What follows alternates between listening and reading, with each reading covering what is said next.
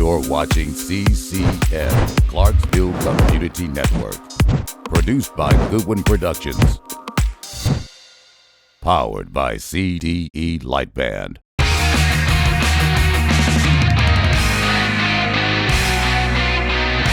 Welcome to CCN Network and Coach's Corner. Todd Hood at Rossview High School, Rob Gallowitz at West Creek, and we got a new guy on here today. What's your name, man? Do I know you? I think so. Yeah. Chad Watson from Kirkwood, like arch rivals over here. Of course, we're all playing the same region this year, so nice to have a new face on here today, talk about some new perspectives. But guys, the first thing I want to talk about is the season ending. So let's talk about the season.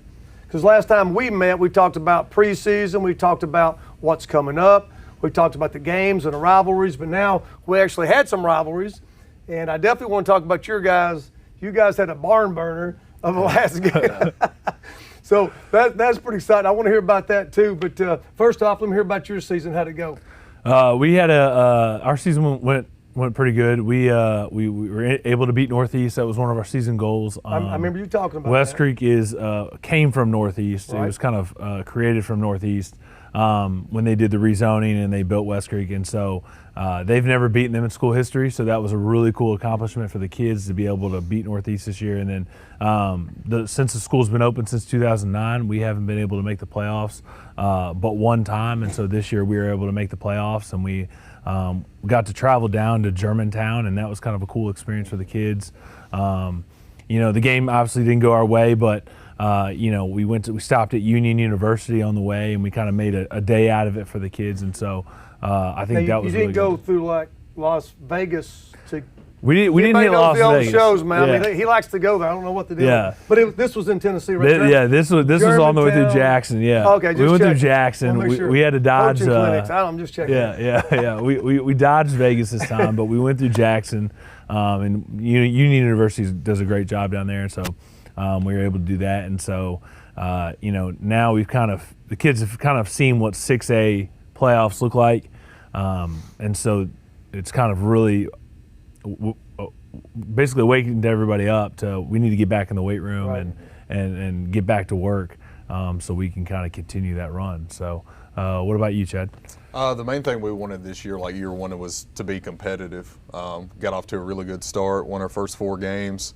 I think 75% of our roster was either a sophomore or freshman, so we were really, really young. I think I know a couple of those kids. Yeah, I think you do too. But man, I thought our guys competed really, really hard.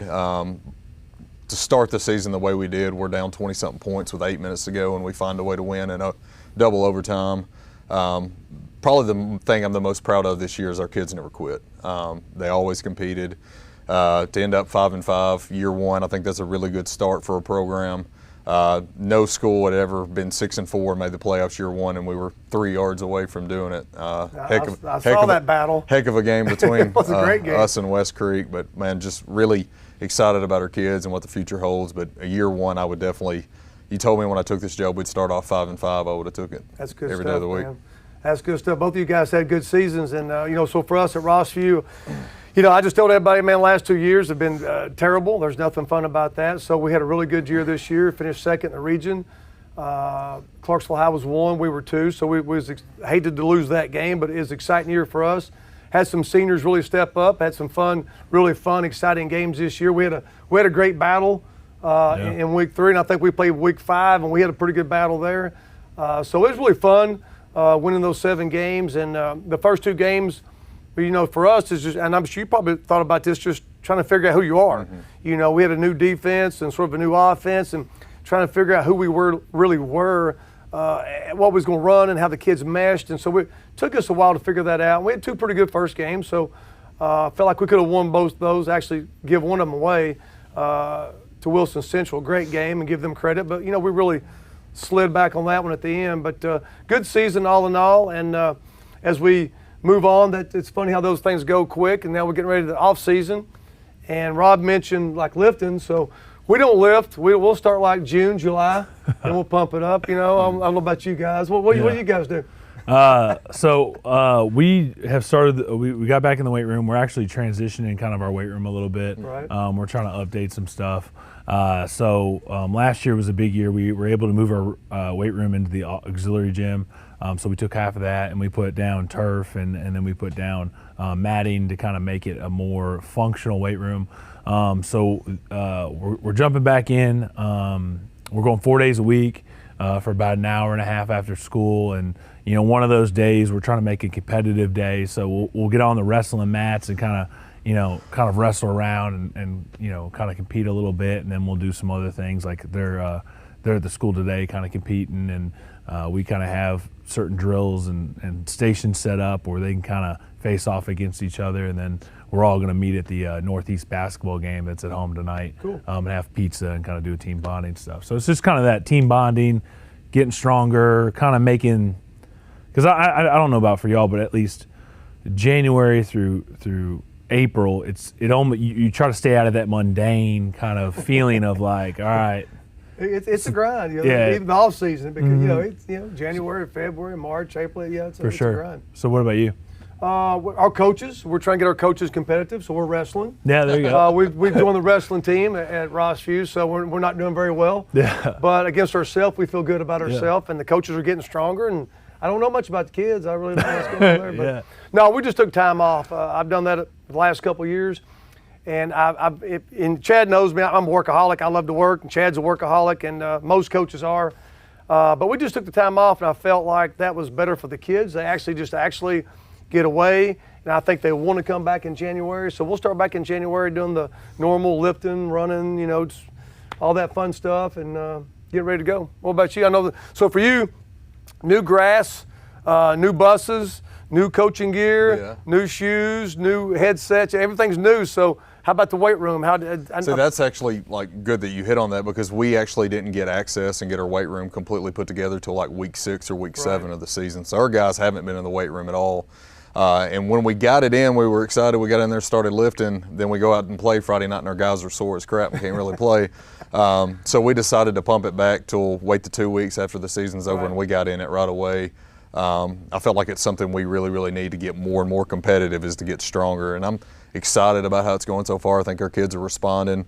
We're getting past the soreness phase and starting to see some numbers go up. So I think they're buying into it pretty good. I've been on some teams where the numbers are so low that the number is going to really shoot up. Oh, yeah. Because, especially if you got new kids or kids that's just joined the team or things like that, because they haven't lifted, that their number is going to shoot up dramatically because they haven't lifted. Yeah. But you get those guys that's benching 300 or squatting 400 or 500, their numbers will jump, and not so much like that.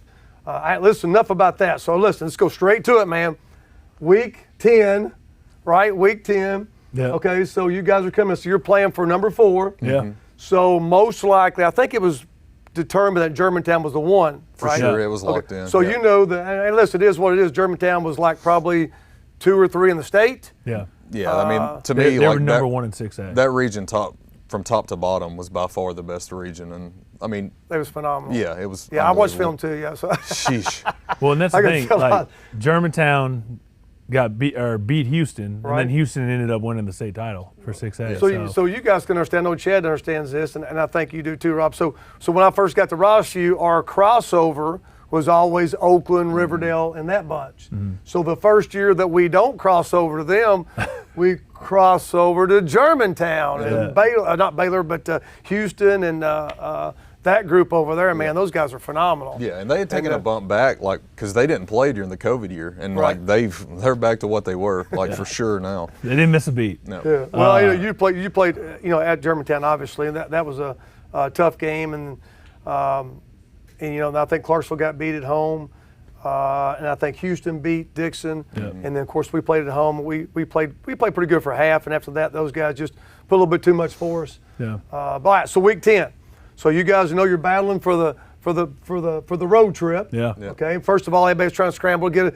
For all the coaches now, you're all trying to get a charter, right? Everybody's trying to call and get a charter just in case. Yeah. Week 1, everybody takes a charter. That's just what you do. You forget the yellow cheese. You're going to Memphis, so everybody calls and everybody wants a charter bus. So what do you think going into week 10, the last game of the year, trying to make the playoffs, and then you're looking at West Creek and me on the outside looking in. We played them in week 3, and I thought they were 0-2. We were 0-2. That was a different story. We might talk about that, but they were a really good football team. And I can say the same about you guys. So what were you thinking going into the week 10? Just talking thinking about how good they were defensively. That's what I thought. They're big and physical, and they fly around. They play an aggressive brand of football.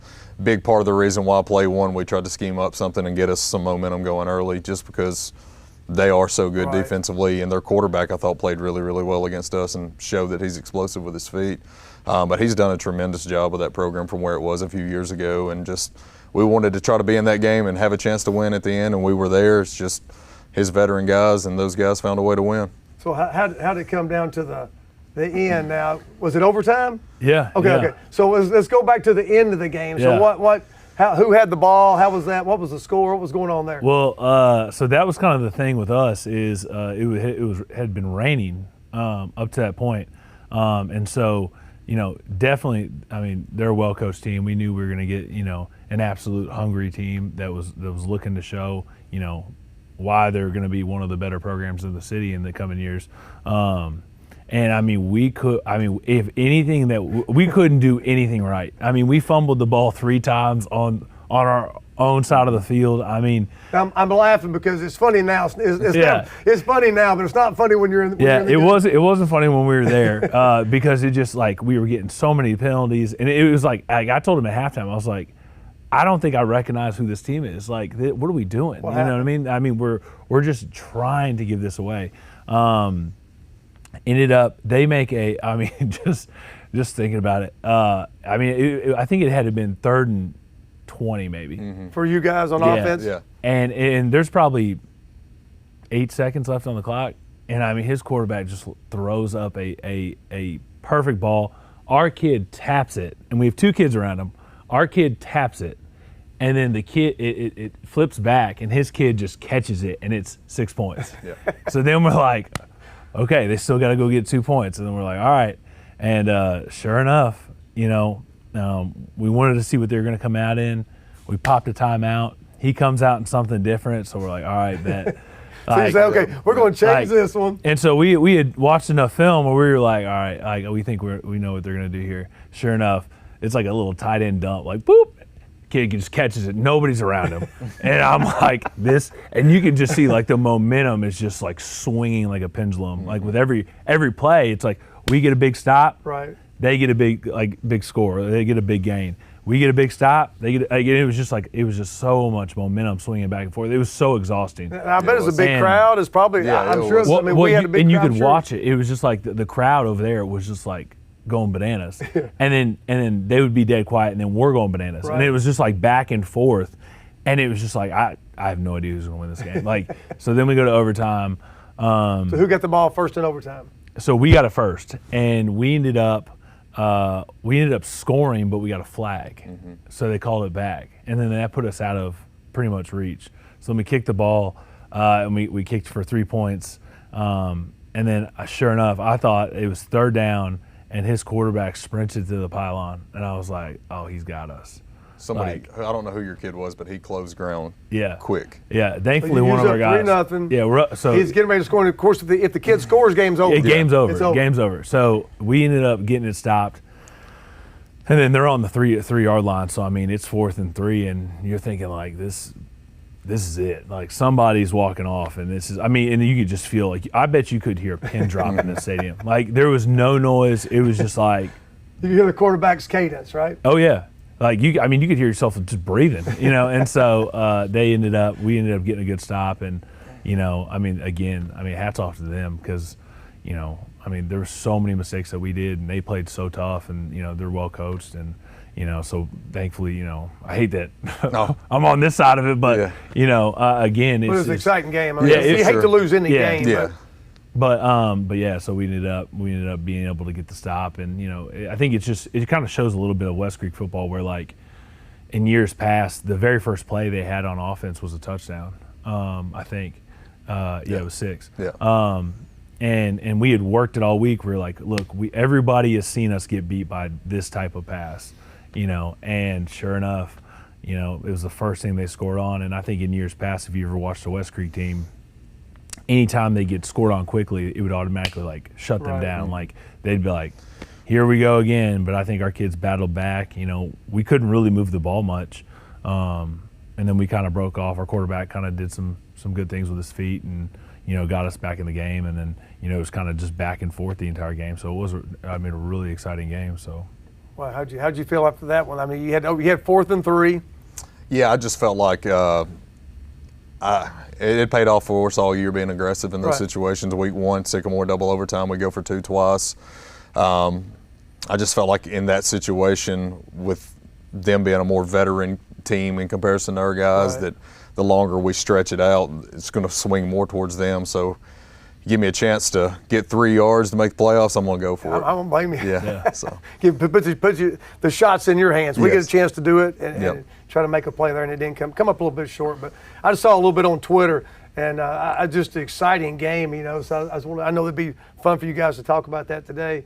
Of course, you guys had to go play Germantown. Yeah. Now, if I'm not mistaken, the quarterback was up for Mr. Football. I didn't see the results of Mr. Football. Boo Carter from Bradley Central won. Okay, that's the quarterback. I think he's he's an athlete. He's a UT commit. Mm-hmm. And I think the Germantown quarterback was up. I think he was like 29-0 as a starter. Yeah, he was pretty good. I don't think he's ever been beat until Houston beat him. Yeah. So I tell you what you're playing against down there. And that whole team was just loaded. I mean, their left tackle was going to Mississippi State. Yep. Is that the bit like 6'7"? Yeah, he was all of 6'6" too. I mean, he was a big kid. Their defensive end was going to North Carolina. Right. Their other defensive end was going to Charlotte. Their defensive tackle had offers from Arkansas State and then Austin Peay and a couple of those other schools. Their other defensive tackle was undecided. Their running back, B.J. Blake, was going. I think he has a handful of offers. Right. So I mean, that team just really stacked, and I think going into it, you have to kind of tell the kids like, hey, look, like none of that matters. Like you still got to go play. You know what I mean? Like it doesn't matter, who thinks they're great, and and they do have a lot of talented players, but at the same time, you still got to line up. Like, or what's the point of going to Memphis? You know what I mean?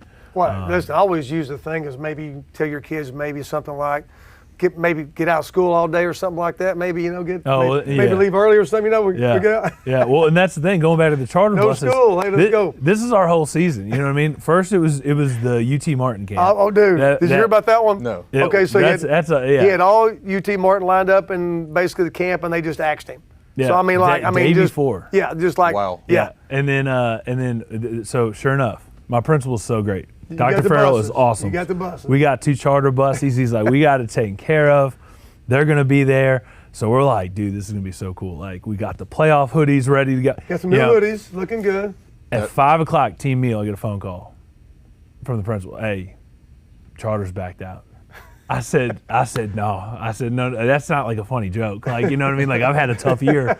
You know what I mean? That's not a funny joke if people back it out. And he goes, I'm so sorry. He was like, I don't know what we're going to do. Like, I'm calling around now trying to get companies. We ended up having to go 3 hours on yellow buses. Oh, geez. Because they backed out on us. And so, like, again, it's just one of those tough things. Like, our kids have, with the camp and stuff like that, it's just like, man, you really want to give these kids opportunities to do something unique and fun. And it just sucks when other people, not the bus company, the charter company kind of does that to you, because it's like, man, like, we did everything on our end. We had the excursion paperwork. Right. Anything inside of CMCSS requires a lot of good paperwork.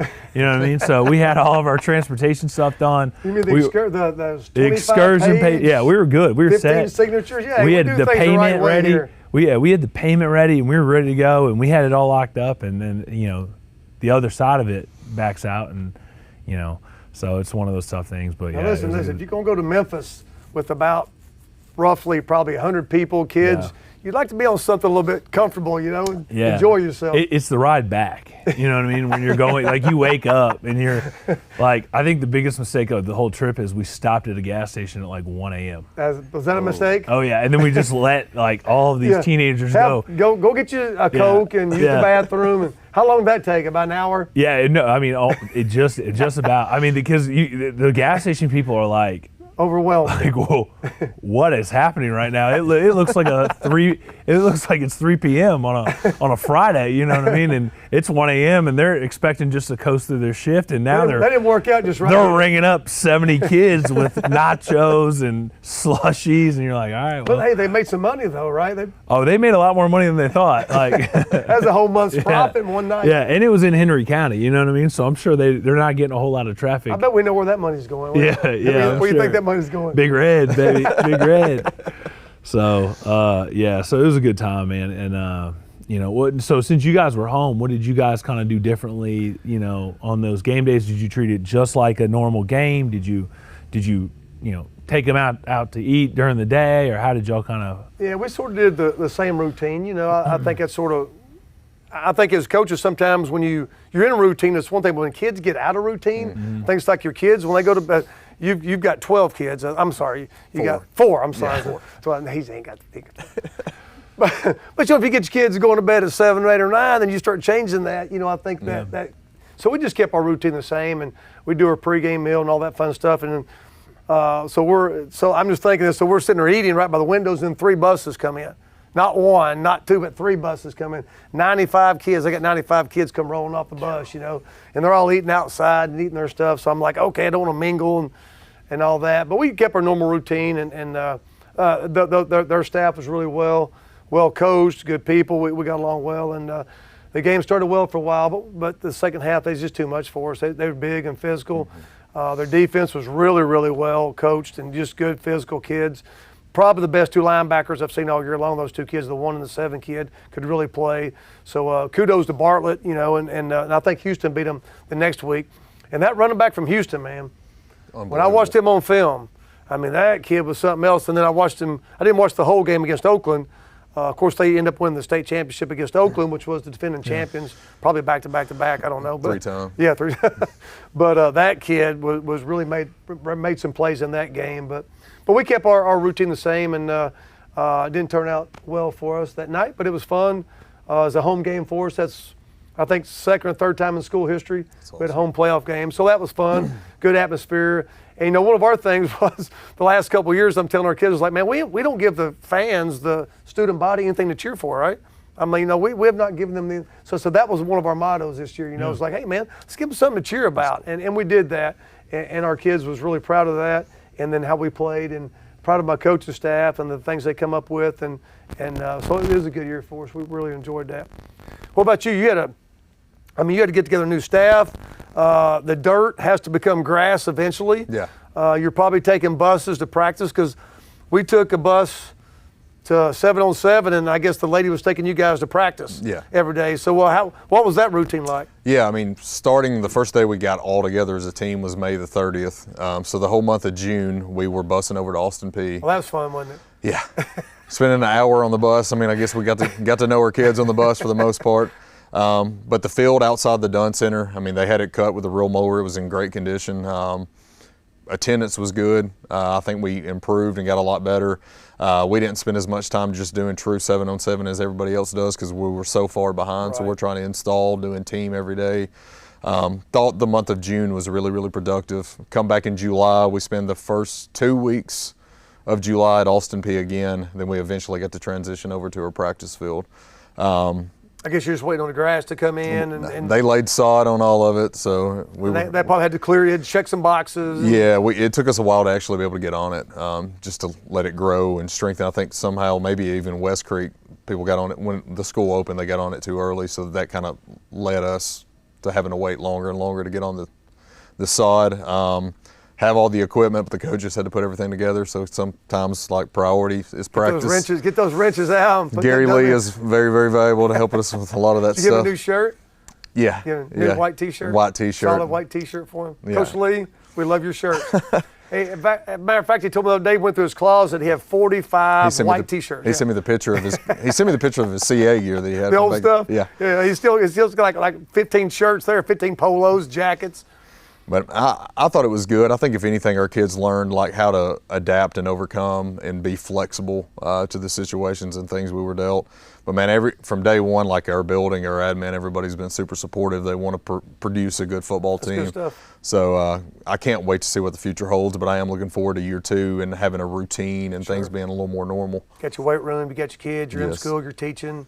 Yeah. Kids like that stuff. They love school, don't they? Oh yeah. They love. How many kids you got in school? You're like your personal kids. How many kids you got in your school? So name your kids. My sons and my daughter. Yeah, 4. Yeah, and one. Yeah, my Samson is a first grader. Right. Bo he's not in school yet. He'll be in kindergarten next year. Leo is 3, Bo is 5, and Tenny James is 9 months old. Little baby girl. Yeah. So do you guys sleep very well at night? No, not at all.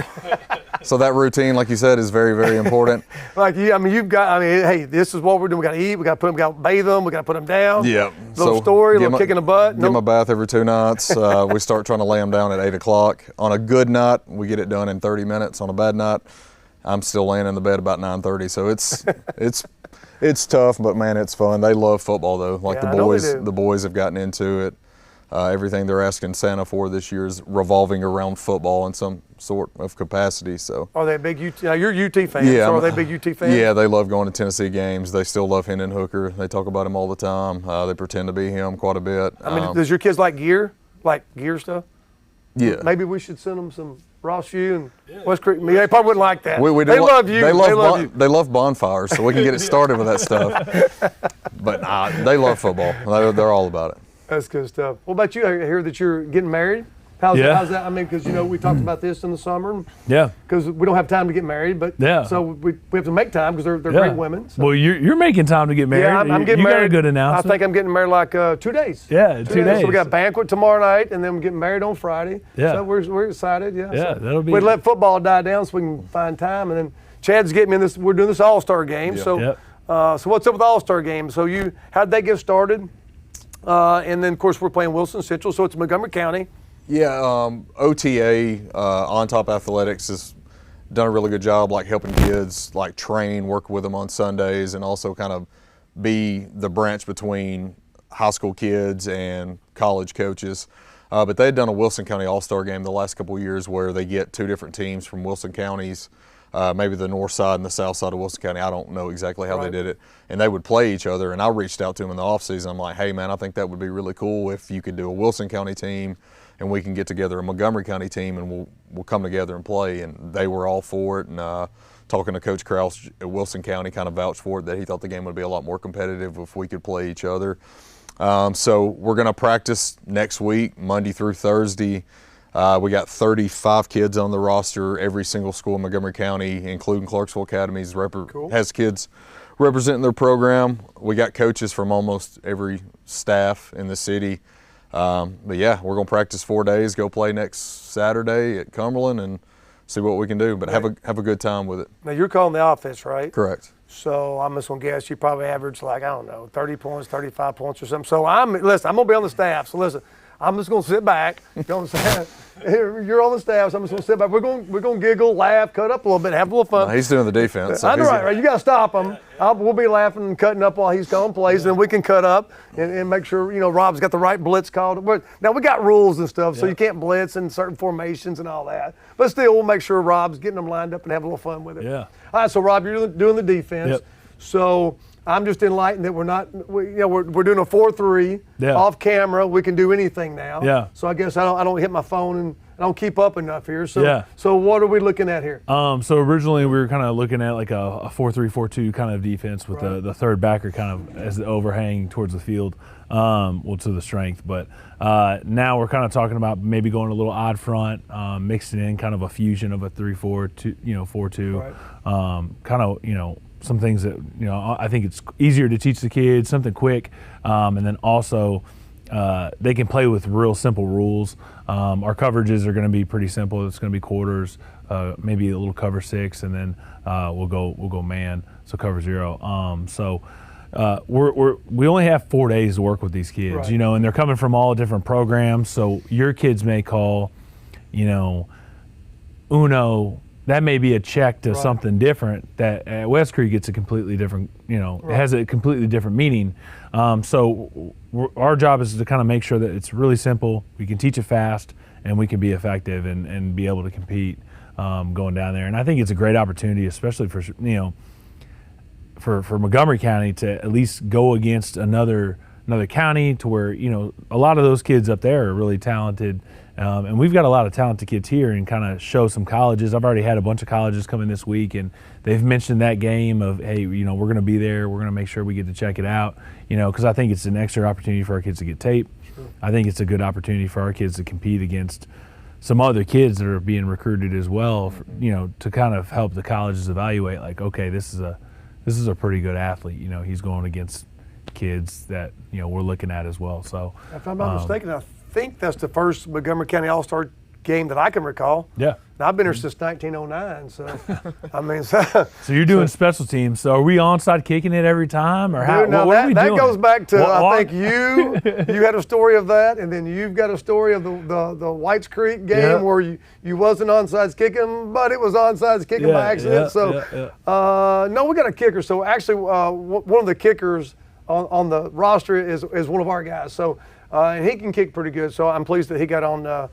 Ethan Drew will be kicking for us, and probably someone else too. But so we're excited about him coming on. He can actually spot the ball and he can kick it.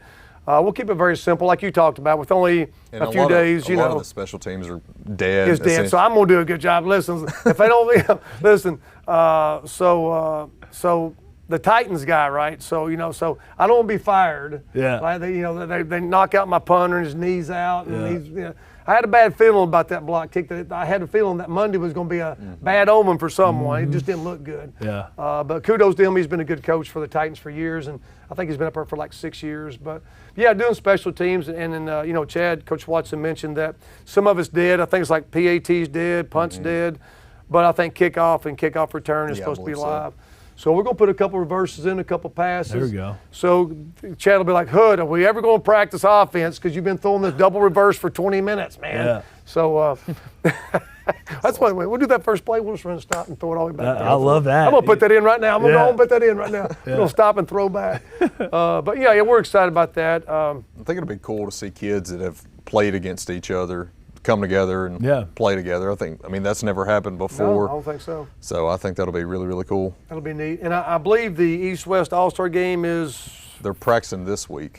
Started today, I guess. And then December 8th is Friday, and I think the game is at Austin Peay. Is that correct? I think so, yeah. Yeah. I think this is the second or third year, maybe, that the Austin Peay's held the All-Star game. No, they did it in 2018. I got to help that year. Okay.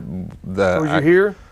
I was transitioning to Gallatin. Okay. Yeah. But the game was here? The game was here, Okay, yeah. that's right. Okay, good deal. Did you have anybody make the East-West All-Star game? I didn't know. Did you have anybody make the East-West? I didn't either. So Murphy, you guys over at Bill, you guys we got to start looking at some of our guys. I know Germantown had a couple of guys in there. They had a lot of guys in there. Well, now, speaking of that, so when I watched Germantown on film, the big 6'7", 330 tackle had an inside shade, okay? So the ball was being run here. That's not a good play. So he just stepped inside, grabbed him, picked him up, and turned him, and they ran the ball right inside of it. Becomes a great play. And you don't see that a whole lot. So that would, I think it doesn't matter what you call with that guy. Anything was going to be well. Well, it kind of goes back to the Jimmies and Joes are more important than the X's and O's. They had some. So. And that was funny, So I was telling my son Dylan the other night, it's like we first get into the Region 6 or 6A, and we have to cross over to Oakland and Riverdale. And I think Oakland's won probably most of those championships in the last 6 or 7 years. We cross over now to the Houston and the West Tennessee teams, and of course they come out and beat Oakland in the first time that they play. So our cross rivals we're playing some very good football down there. Sure. And I think again we've talked about on the show before about the middle school programs. Yeah. I think for the first year, I think getting started, I don't think you could ask for too much more in getting started with our middle schools, getting coaches on board, basically trying to get away from the junior pro and the daddy coaching them. And not so much that, but more of trying to get a structure of what you like and how you want to funnel it down to those kids when they come in. Yeah. It's not a huge transition, that maybe they'll understand some terminology and maybe they'll understand how to block and tackle without. I know at Rossview, I've pretty much every year it's been like, hey man, it's pretty much like, it's like you're taking freshmen and you're coaching everything like they've never been in football before. And it takes a while to transition those guys into our scheme and what you want to do. And I think middle school, you can correct me if I'm wrong, but I've been here a few years. And I think most of them play like man, right? So it's easy to coach. You say, hey, you got that dude. Yep. So I tell that coaches, you try to talk about quarter coverages and match and all this other stuff, and they're like, man, and they don't have a clue to that stuff. You can't teach a kid that in 15 to 30 minutes of individual. Yeah. It takes time and actually a year or so of process to learn that kind of stuff. So you're in middle school, program. How did that sort of how did you think that program went for you this year? It was one of those things. I think, this was just a kind of a challenging year all around because I had a lot of new guys on staff who were just For new. the middle school. Well, I'm talking about for me personally. Okay. So it's kind of a twofold thing I'm going here with. I was so focused on making sure that we were doing what we were supposed to do at the top that I worked a little bit with the middle school coaches, but probably not as much as I should have. You mean so you worked Monday, Tuesday, Wednesday, Thursday? Yeah. And then Saturday, and you're probably studying on Sunday. You didn't have time to go meet with those guys. Yeah, well, during the year. And that's kind of our off-season, Sure. objective is to kind of get down there more and help any way we can. During the season we were kind of showing them how to paint the lines and popping the strings and doing things like that, and then we were helping kind of set up the game day. Hey, this is where the pylon's got to be, and because there's so much. I don't think other people understand how much goes into a game day setup. Like, people just pay their $7 or whatever it is and walk in, and they just say, oh man, the inflatable looks good, the pylons look good. Like, they don't understand, like, there's got to be 4 pylons on the back line. Like, you know what I mean? Like, there's certain. I put 1. Probably south of the goalpost. Is that incorrect? Yeah. Am I wrong? Yeah. Sometimes I felt like we didn't know where they were. You know what I mean? I was like, maybe we need to repaint them. For the first 2 games, we're like, Paint them guys, white. they're orange. You know what I mean? There's those orange things. We got to get between those. And I think, being able to do the lines and the 3-yard line and like the numbers and a lot of that stuff people just don't understand. Like the letters or the numbers have to be so far off, or they won't play the game. Right. They'll say like the field is not correct. So with the hashes and everything else. So we kind of worked with them on that, and then this year we're going to try to bring them more with us to the clinics and stuff to kind of see like further their education and make them better. Not that they didn't know what they were doing. It's just everybody has a chance to grow, and if we're paying for these opportunities anyways, we might as well include them on some of the educational opportunities that we'll have in Nashville. Join them, yeah. Take them to your clinics and things like that. Mm-hmm. Well, I know, talking about transition, because in the past we talk about junior pro, and those guys basically we would sort of run the day. They would show up and leave basically. Yeah. Mm-hmm. But nowadays, with this first year program, so the school is sponsoring it. Yep. The kids can wear their jerseys. The teachers have to run the gates. They got to paint the field. They got to turn on the lights. They got to do all that stuff. Yeah. So I would say, in a sense, it might have been better for you because it's a first year. But on the other side of that, I'm not mistaken, I think Coach Fig. Yeah, I was. So I think that was probably a little easier transition for you, Yeah, having a veteran coach. That's what in your middle school. What I was getting ready to say when Rob was hitting all the points. He was hitting. I'm lucky that Coach Fig, a guy with no telling how many years of high school coaching experience and head coaching experience. Me and him, as soon as he got named, we started trying to build a relationship going over what we're doing offensively. And I know Fig's a defensive guy, so him and Coach Eaton were working hand in hand. And those guys were using our terminology all year. I stood on the sideline a few different games, and I could hear making the same calls and things that we're going to do. So, yeah, I think that's the biggest thing you want from middle school is that when those guys show up day one of their freshman year, they have something to kind of reflect back on, and they can remember, oh yeah, I can make an association that we did this earlier. So yeah, I'm super thankful to have Fig, and something I want to do this offseason, get together more. Some of the wrinkles we're kind of wanting to do to fit our personnel better for next year, make sure that we're transitioning that down to him too. I think for us, our middle school season at Rossview wasn't the greatest, but I think we had some really good kids, and the coaches were well coached, and I thought the things that we did transition into the first year was really good. And I got to talk with Justin, our coach over there, and he teaches at the middle school, so that went well for us.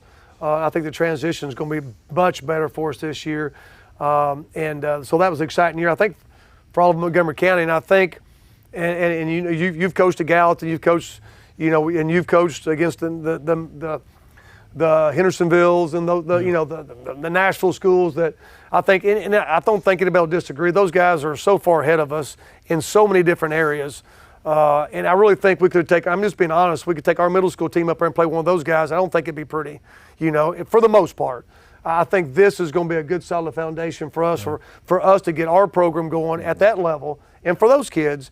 and then obviously to help the high school level so they can be more successful on the field, and in the Clarksville Montgomery County schools being more competitive against the Oaklands and the Houstons and the Bartletts and those people like that. Well, and I think one of and I don't think people really kind of understand why middle school is so important is because like for instance, at Beach or at Henry County or at some of those schools like at 5 years old you're learning exactly what the high school's almost being taught to do like in terms of just the terminology of a down step or a back pedal or a T-step or things like just simple fundamental football rules. And I think sometimes at least where I'm at, we get a lot of kids that are a sophomore or a junior and saying, I've never played football. Right. I want to come out and play. Right. And you're like, man, like this kid, you're teaching him basically a new language.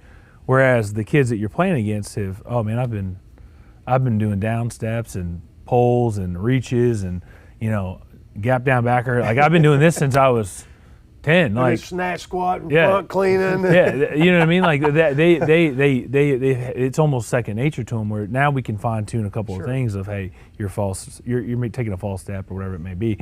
And so I just don't think people understand like that growth as a young kid.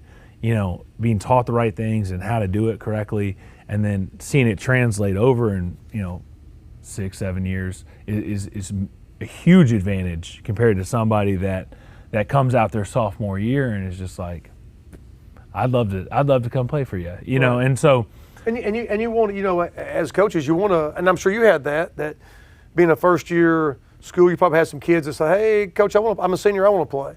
And I had some of that this year too that wanted to come out. And number one, you want to help a kid. Yeah. Number two, you want to help your team, but you want those kids to experience a good experience, but be a part of something like that. And you probably had some kids that come out, and it's a little different when you're trying to teach them. Yeah, for sure. Like this is day one stuff. Yeah, I mean, we had that. We had quite a few guys that contributed this year, and it was year one ever playing football. One guy's always been a soccer kid, basketball kid, decides to come out late, and it took him a while, but by the end of the season, big 81, that big defensive end we were playing against you guys, he never played early in the season, but by the end of the year, like I can't coach 6'4" and 215 and can run. But like Rob said, man, like the earlier we can get a hold of the kids and start teaching them what we're trying to build, it is a huge advantage. Like when I was at Gallowitz, I started a flag football league just to hit that same point, to get a hold of them as quick as you can. That's because you fielded the first team with your whole the whole Watson crew. So we wouldn't have been very good because they were pretty young at that time. But we got Team Watson, and then we got the Team Gallatin. Yeah, just let them scrimmage each other. That's practice. That's pretty much their bedroom every night. It's like WWE. Yeah. So, they like that too, don't they? Yeah, we bought a new house when we came up here, and everything's nice. And you get the ring set up. Oh, they got the cage matches? They've already broken a window in less than 2 months. Yeah. So. Yeah. All right, listen, the next segment we want to lead into is college. And I know we're like some college nuts and love college football. So now we're doing the playoff system. So I'm a Florida State fan. Yeah. So I've been crying for 3 days. I've called the committee. I've called the president, NCAA. I'm taking a private jet up there to talk with him personally. I mean, we got to get something done here. And if you're undefeated at Power 5, what's going on, right? Yeah. How can you not make the show in the Final Four if you're undefeated? All because my quarterback? I mean, what's up? Is that my quarterback's down? It's the 4 best teams, not the 4 most deserving teams. I understand that. And, I think if you would, take a poll through Vegas, I got some friends in Vegas. You're always bringing up Vegas. And UNLV had a good year this year, so maybe you're out there helping them. If you ask them out there, I think Georgia, Ohio State, Alabama, I think would all be favored against your boys down there. Undefeated, man. And Maroon. Nobody has beaten us this year. I don't understand, but if they played Duke and Wake Forest, it's kind of one of those like. And see, we play smart teams. Yeah, no, you play really smart teams. Can beat smart teams. No, I agree. So who we got going? We got Washington playing. Washington's playing Texas. Texas beats Washington. Then obviously you got Alabama playing Michigan. Now, Chad, somebody said they showed a video of like Michigan's team. They're showing who they're. I mean, obviously you're playing 3 or 4. And How those guys look at Michigan? I think they were expecting Florida State to flash up on that screen, and Wrong color. you saw the crimson. They were like, oh, then they tried to make up for it a little clapping, but didn't look too excited. nah, there wasn't too much pure enjoyment from that reveal. But I mean, I don't know. Michigan has overcome a lot of adversity this year, despite whatever is going on as far as the signals and all that stuff. Well, listen, man, if you don't know the people, they all do it. Oh yeah. So I mean, so people in the real world. So if you've noticed, a lot of college coaches have not talked about that. No. It's only the people who's investigating. I'm telling you. But I do. They all do it, man. They don't do it like that. They don't do it like that. Maybe not to that degree. Okay, maybe you don't buy a ticket and go film on the first row or whatever they're doing there. Have you heard about the coaches like manifesto to like become a Michigan member of the Michigan staff? Is that part of take the program over? Yeah, like he has a whole plan of like, apparently like he wanted to be like an elite level college football coach when he was in high school. Then he looked up like the best, most successful coaches went to a service academy. Right. So he went to a service academy to better his chances of becoming elite. Like just Jim Harbaugh, right? no, the what's his name? Stallions. Yeah, Stallions. Yeah. So The guy that's behind the whole. if we have a staff really? edition this year, you know what I mean? He's in the portal. One of those free tickets we hand out. He may be he may be attending some Rossview games this year. You know what I mean? I'll check my pass list. Yeah. Y'all come to us next year. Yeah. Well, if you don't understand, one thing in high school, so I cannot go to, let's say that Kirkwood's playing them week 1 and we play them week 8. I can't go to their game and video. Correct. That's illegal. But we get, so if we play them, they'll send us a couple films. They'll send us a couple films, so we get film on each other. And then in the world of high school coaches, you call everybody and hack everybody, and you try to get film off everybody you can. That's just what we do. So sometimes you have more film than what you need. Sometimes, For sure. but you try to get as much film on the opponent as you can. So obviously, Michigan has a lot of coaches that break down a lot of film, even the close-up film. Apparently. Yeah. Yeah. And so, well, I think it's just one of those. Was it at a Ohio State game that he videoed? Yeah, like 12 of them. Yeah, but did he have they have their Michigan gear on, or? No. I mean, they have Ohio State gear on? Yeah. They did? So They at least blended in they're visiting the bookstore. You know Did what they I mean? buy their tickets Yeah. in their own name, or do they try to fudge that too? Yeah, I don't know, man. It's, Can we not pay cash? it's a deep operation, man. I think we just shut the whole program down. Give them the SMU treatment. SMU? Yeah, Oh, no, death no. penalty. No, they didn't feel I do think this is going to lead to like college coaches being able to have the mics and the helmets like At the high NFL. school level, I would love it in the high we school go level. to all these clinics, and I'm sure you've seen the Go Route. Sure. Yeah. So the Go Route, what it is, it's like it's an armband, but it'll flash the play. So it'll show the kids like digitally what the play is, and that's outlawed in high school athletics.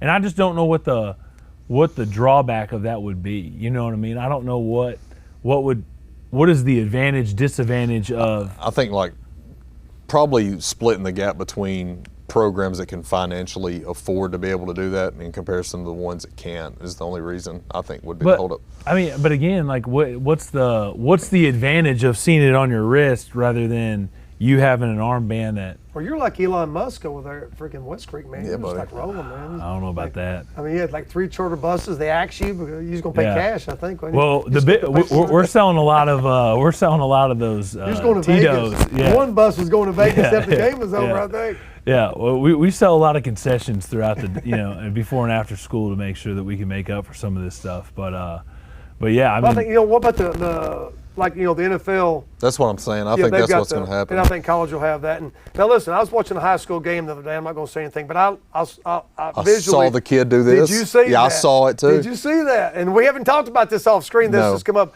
but I don't know what this was all about. Yeah. So and there's nobody to say that you can't basically illegally put one in. And I'm not saying anybody did that. I saw by any it. stretch of imagination. I had but I that thought that same was weird. thought. I haven't seen that when you're covering your ears to try to hear something. I don't know who that was or anybody, but I thought that was interesting. You saw it too, didn't you? Yeah, I did. So that's interesting. Okay. So you're talking about the wristbands with some electronic play calling in there and some graphics, and now the NFL uses the mics, so the coach actually tells the quarterback like, hey. I can't even say one of their plays, but if you want to Google a John Gruden, one of those plays, man, or Spider Peyton 2, Manning, why banana? yeah, man, it's really, really funny, and they have their names are like astronomically long. It's crazy, but and then maybe they might introduce that to the college level. But I'm not mistaken. I think the NFL has a short window, so the coach has like 20 seconds, and they shut it off. Cut it off 15 seconds left on the play clock. And so they can't just keep talking like, hey, there's 2 safeties high. We're going, hey, you go motion, there's man coverage. They're not like telling them, coaching them during the play. And then you're talking maybe college might get that. And then eventually I'm sure everything trickles down. And then high school coaches. I think it'd be pretty neat for us. Wouldn't it be great? Yeah, I think it would be really cool. Like, hey. And you can always tell in the NFL games when that's taking place because Yep, NFL quarterback's right here covering up his ears. That way you can hear what the coach is saying. That's what I thought. I saw that. There's a speaker inside of the helmet that's being translated from the head coach or the play caller to the quarterback. Jacked on that helmet, man, and then it goes crazy. You got to have a backup helmet? Yeah, I think you've got to. You know what I mean? I think you got to have something. Well, that being said, is Nick Saban going to illegally call a play to Jim Harbaugh on the other side? I mean, so we're going back to the college thing here. So we got Washington and Texas. I'm picking Washington, man. I'm going with Washington. What do you got? I'm going Texas. What do you got? I was leaning towards Washington. I'm just going to go there. The Sugar Bowl game's that's the Sugar Bowl. That's going to be a really good game. All right, so we got to go now with we got to go to New Orleans. Is where we need to go. Yeah. He's got a private jet, man. He flies everywhere. So what's up with Alabama? I mean, I'm guessing everybody's going to Alabama. I don't know. Michigan's tough. Michigan's good, but they've yet to win a playoff game. You got that versus. You're saying that's in their head. They're like, hey, man, we're playing Alabama, SEC. The greatest coach of all time. Their greatest coach. Nobody's going to argue with that. Yeah, so I'm going with, as much as it makes me sick to say it, I'm going to pick Alabama. Yeah, I'm going to roll Michigan. You know what I mean? They're the arch rival of Ohio State. But, you can't go. Ohio that's State conference pride. Well, no, because here's the greatest like pain is like thinking you have a shot to win the national championship and then getting a rip from you. You know what I mean? I went to Miami when Ohio State played Alabama, right? And I mean that game was that day was awesome until kickoff. Kickoff was fine, and then our running back got hurt, and then it was an onslaught from there. And I'm sitting because that was a COVID year. I'm sitting up there in the bleachers by myself, just like. Why did I fly down here? Like, why am I here to watch them get beat by 42 points? Was that the TCU game or? No, that was Alabama. Okay. That was the national championship game. Yeah, that was what, three years ago? So you got national championship game tickets? Yeah. You do got deep pockets. Well, no, I don't have kids. That's the big advantage. He watches them through the broken windows. Yes. Yeah. The TV, it's not the TV, it's the windows. The windows are broken. Yeah. Okay, Dad. So that, I think Michigan's going to beat them. It'll be Texas, Michigan in the national championship, and I think Texas wins it. I say Alabama. You heard it here first. Well, what about Texas? What if Texas plays Alabama again? Can Sarkisian, can he beat Saban twice in 1 year? Who's done that? Who's beat Saban twice in 1 year? I don't think anybody has. Really? Like, I think you can't beat Nick Saban twice in checkers every year. Like I said earlier, I'm not an Alabama fan, but I think their quarterback probably is the most improved player in the country. And where he was when they played Texas compared to where he is now. Well, they benched him, didn't they? Early in the season, yeah. There's no comparison. Yeah, he's done a phenomenal job. He's running now, throwing the ball well. I think they've sort of found their groove too. I think early in the season, Alabama's sort of finding some things. And I think, they found a groove, and obviously they've been very successful. Got a great coach. And what I'm really excited about is next year. I think next year with the 12-team playoff, there won't be so many discussions of these kids were done wrong. I think it'll just be like we're going to be arguing over 3 lost teams where it's like, you should have won more games. Like, all right, let's look at the top 12. But I think this is the first year that they had really problems electing the four. Last year, TCU lost the Big 12 championship game and still got in. Well, in the 2014, Ohio State leapfrogged.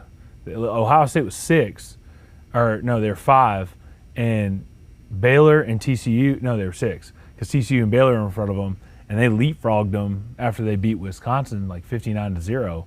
And ended up jumping 2 undefeated teams. And the big reason everybody said that they didn't make it is because the Big 12 didn't have a championship game. Right. So the next year they put the championship game in, and then, I think Alabama was 8 or something, or 6 or something. They were 8. Yeah, so they moved. I think that's the first time that's ever happened. Mm-hmm.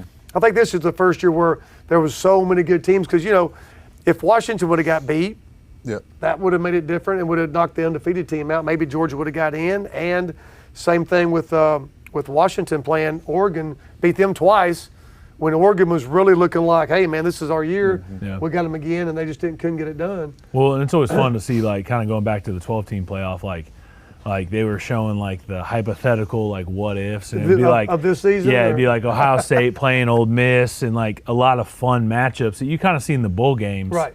But it is also kind of fun to see like teams that you would never have on the same schedule. Like 5 and 12. I saw that one, for example, like Florida State versus Liberty, who's undefeated. Yeah. That would be cool. Because you see these smaller schools that like kind of the Cincinnati issue where everybody Right. was like Cincinnati doesn't belong here, and then they end up battling pretty well, I believe, with Alabama a couple years ago. And you get to see those kind of unique matchups where the Liberty kids, I think that almost makes everything kind of almost worse, because if those Liberty kids hypothetically played great against a blue chip program, that transfer portal just got a whole lot bigger because you know what I mean, and then it's just a big mess. So college football, I think, it's a war zone right now, like just with the transfer portal and the playoffs kind of expanding. And well, you're talking about Liberty, who's had an undefeated season, but Hugh Freeze left, right, and went to Auburn.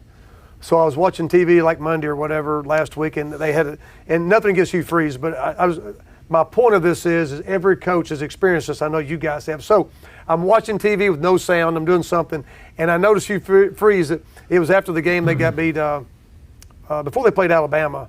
New Mexico State. Yeah, New Mexico State, which was a very good team, but Auburn. I mean, they're supposed to beat them, right? Obviously. So he's rubbing his head. And he's like, his head's shaven, and he's looking rough. And I almost took a picture and sent it to you guys, like, hey man, have you been there before? Like, what am I doing? What's going on? Yeah. I left Liberty. I'm at Auburn. We get beat by New Mexico State. And I could just see the words he was telling this guy, and it was like a 15-minute show, and he just kept rubbing his head, and it's looking rough. And then, just a few days later, he almost beat Bama. Had the huge upset. And that would have been the whole year for him right there. We just paid New Mexico State $1.6 million to come in here and beat us. That's always the worst stat. Like I don't think there's anything worse than the stat of like, it's like the fourth quarter, some Power 5 team's going to lose to some Group of 5 or some FCS school, and they're like, yeah, they also got paid $1.2 million or whatever it is, and you're like, oof, like. I remember watching the first big one that happened though. Like that was like my sophomore, junior year of college, up in the Dunn Center where the football office was. We had the old box big screen TV that was like fading out, and like it started off. I was on the couch. There was like 6 or 7 of us in there watching Appy State play Michigan. Yeah. At Michigan. And by the end of that game, like every football player on Austin Peay's teams in there piled in, and we were watching that and. That was such an unbelievable game. That's a good point, because I think that might have been like the first huge, upset like that. Michigan. Don't let that, you Michigan guys, don't let that plant a seed. At the big house. For Alabama coming at your place. Yeah, that was terrible. Probably 108,000 people there. Yeah, that was huge. And that set a precedent for other teams. Florida State got founded by Bobby Bowden as far as they went on the road beating people. That was his thing, man. His motto was like, we're going to go on the road, we're going to play great teams, and we're going to beat these people. And he did that. Well, they have the graveyard, right? Is that how the graveyard got started with the they would dig up the field of any team that they played at, and then they'd bury the soil? They got that started. And they, he really done a great job with that. Of course, he's at West Virginia before that. But, yeah, man, that's people. That's how you get those programs started. You go on the road and beat those people, especially like we talked about the smaller schools, like in Austin Peay beating Vanderbilt. Or Kansas State. 1987. You were on that team. Remember you telling me that story? Starting linebacker, 87. Yeah, we beat Kansas State. Now, it wasn't a good year after that. So the next game we played UT Martin. We beat Kansas State in 87, first game of the year, which was a big win at that moment. And the next game we played UT Martin. I broke my leg, shattered my kneecap, and the quarterback broke his ACL, Dale Edwards. And it wasn't because the season went after that, but the main reason our season dipped after that was because of Dale. He was a fifth-year senior quarterback, and then we had to go with a freshman. So I guess I know how Florida State feels now. We got left out. But that just really, his brother had a twin brother that was receiver, and everything was in line. And when he went down, it just sort of affected us. But that was a big win for us. That was fun playing it. Back then, I think it was called a Big 8. Wasn't even the Big 10, the Big 12 was Big 8. back in 1909. No, man, it was 1987. Don't be throwing those dates back. 87, man, yeah. That's before Gray. That was before me. I mean, I was a year old. yeah.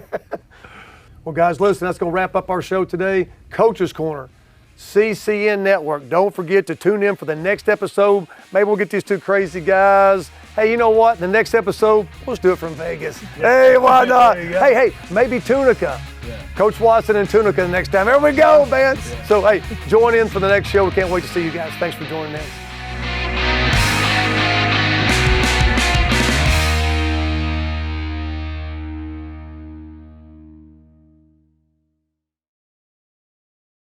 For current and exclusive content, subscribe to CDE Lightband, connecting you at the speed of light.